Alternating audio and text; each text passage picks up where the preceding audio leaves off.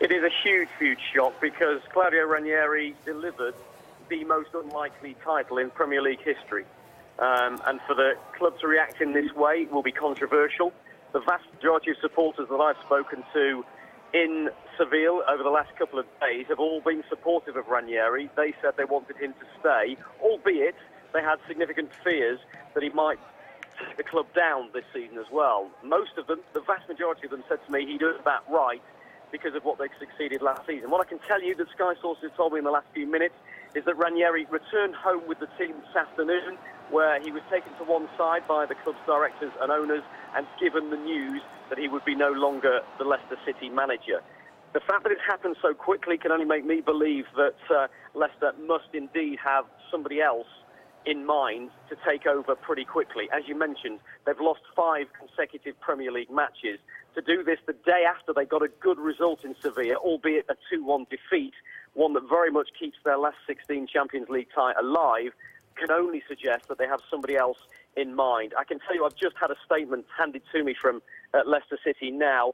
I can read it to you live on air on Sky Sports News HQ as I speak to you. Leicester City Football Club announces the departure of Claudio Ranieri. He served as first-team manager since July 2015. They won the Premier League title in Ranieri's first season as manager. The vice-chairman and other people here have paid tribute, and I can quote some of those for you here. The vice-chairman, Iwat Srivadhanaprava, the man known as Top, has said, "This has been the most difficult decision I've had to make in nearly 7 years since King Power took ownership of Leicester City. But we are duty-bound to put the club's long-term interests above all sense of personal sentiment, no matter how strong that might be." Claudio has brought outstanding qualities to his office. His skillful management, powers of motivation and measured approach have been reflective of the rich experience we always knew he would bring to Leicester City. His warmth, charm and charisma have helped transform perceptions of the club and develop its profile on a global scale. We will forever be grateful to him for what he has helped us to achieve. So and it goes on, the platitudes and the warm words from Leicester's owners continue in that statement.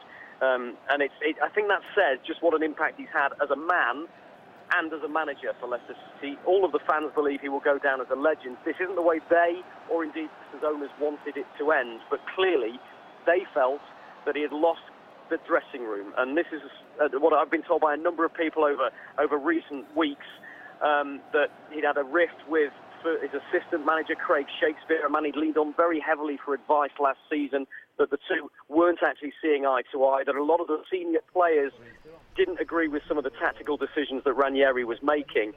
We know that those words were getting through to the owners. We didn't quite expect them to react as quickly as this. But just one final word as well is that the first team preparations for Liverpool's game live on the Monday Night Football on Sky, of course, will take place with assistant manager Craig Shakespeare and first team coach Mike Stowell taking caretaker charge of the team. So they're saying in that statement nobody imminently coming in, but nevertheless a huge, huge surprise this. A shocking, shocking move by Leicester City, one that's seen a very popular manager, the man who won them the Premier League title, sacked just a few months later.